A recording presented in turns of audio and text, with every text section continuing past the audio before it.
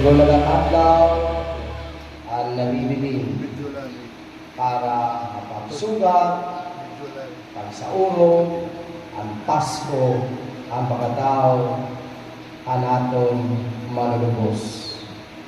Yan, pagyanan kadaw sa aton, andam na ba, ang iyadanan, nga pag-agian, andam na ba, ang masing-kasing pagkarawat, haiya nga tao, yan pagkatao, ukronimo, hiyan, kaimo, kinapuli. Kabugtuhan, kanidakan Kristo, adi kita yung kapito, nga adlaw o misa di Gallo, novena na mahal ng Nuestra Señora de Gubel, nga ang tema para ni kapito, nga adlaw, Nazarene, ang paglakat, nga matadong, ang dalan, ipakadto, sa Diyos. Kabugtuhan ko nilakan Kristo, Nazarene kidahiton Ebanghelyo ni Juan, Kapitulo 10, versikulo 22 ngadto 30, Nazarene yan. The sheep hear my voice. I know them and they follow me. Hanakon karnero, namamati, hanakon boses. Nakilala ko ay na nasunod nila hapon. Nazarene, di na ito ni Ebanghelyo ni Juan. The sheep hear my voice. Hanakon karnero, namamati, hanakon boses. Aniya kalusidon, nga ginipasize niya, hanato Kristo Kristo, hearing or listening, usa nga tinatawag integral element. Kumo, usa nga membro o kumo, usa nga karnero. Hearing and listening involves not only ear, diri la talinga, kundi hearing and listening the voice of God involves also mind and heart. Ini nga tulo. Kung talinga la, waray hinungdan. Presente ini nga tulo. Talinga, mind, and heart. Salitani, kung talinga na, ginagamit, kita daw iyong mga anak, iyong mga bata, iyong mga apo, nagmiminumumla yan tatawag mo, ito sa akin, iyong mga apo, idoy, kanitawanay, o ano lula, ano nanay, kanto daw atindahan, palitin suoy, binati yan suoy, binati ang suoy. Nagdadalagan ti Pauling, anong na, uyin. Instead of suoy. Binati yan. Kaya niya pamati, tugtog lahat, talinga. Waray, amay, waray ang kasing-kasing.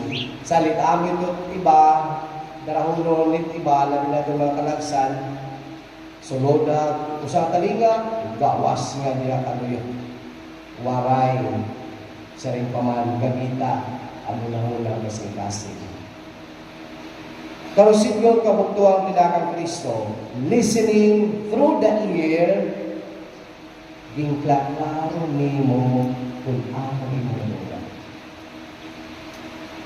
Gimpapamatian ni mo, himaukay, ano ang isa, ano ang sobo, ano ang mga. Listening through the mind, giniintindi mo ang mensahe. Ano ang mensahe para akon? Ano karusin mo para akon? Listening through the heart, sa rin paman, part and parcel ito. Kung imo pinanulunggan ang pulong ng Diyos through the heart, nakakapamagpo ang imo kinaya, batasan, daw. Binubuhi nimo ang mensahe ha imo kinabuhi. Adlaw-adlaw. Kung ano mo nadunggan, sugad nila itong kahulugan ang pagkatao na itong Ginoo, pagigugma. Nadunggan nimo ang pagigugma, binutang ba nimo hawla-hula na nakasing-kasing. Ano ang pagigugma? Nasa riyang Diyos, duhala. Kasugo, nga labaw hangatanan. Love your God with all your heart, with all your soul, with all your mind, with all your heart. Love your neighbor as yourself. Nakakapakita ka ba? Binubuhi ba nimo ang suguhan Diyos? Pagigugma ang imo ang Diyos. Pagigugma ang imo sa tao. Nga na pagigugma, nakapasaydo ka na ba? Imo urupo, imo bukto, imo nanay, imo tatay, imo amyaw. Kay sering paman, kung ini nga tulong, presente, ha imo pagpamati ang pulong ang Diyos, ang mensahe ng Diyos, through the ear, through the mind, and through the heart. It will transform you. Pero kung tugtog lahat talinga, waray hauna-una pag-intindi, waray pagbuhi, ha imo adlaw-adlaw kinabuhi, waray bagay. Magiging lip service lang. Masaring ka, kumagkumaturya pa sa iyo ang pero nadiri lang kayo magkita mo. Hay, manangin mo sinising, humang ka naman pa sa iyo, pero nahikay ka. Hay, manangin mo sinising, pagpasay mo, yung nasa rin ka, magkamata rin naman, hindi na kami, hindi ko lang naruyan ng may uwi ka. Pinasay ko lang yan. Hay, manangin mo pagpasay mo. Total forgiving is total forgetting. The whole of the buhay niya, niyo, ang karusa. Salit kabuktuan ng paglakan Kristo. Hinumdumi, the Word of God is alive. Buhi payak ang pulong ng Diyos. Ngalan pulong ng Diyos, it touches, it penetrates. Kung mamamati ka lang yung tinuran.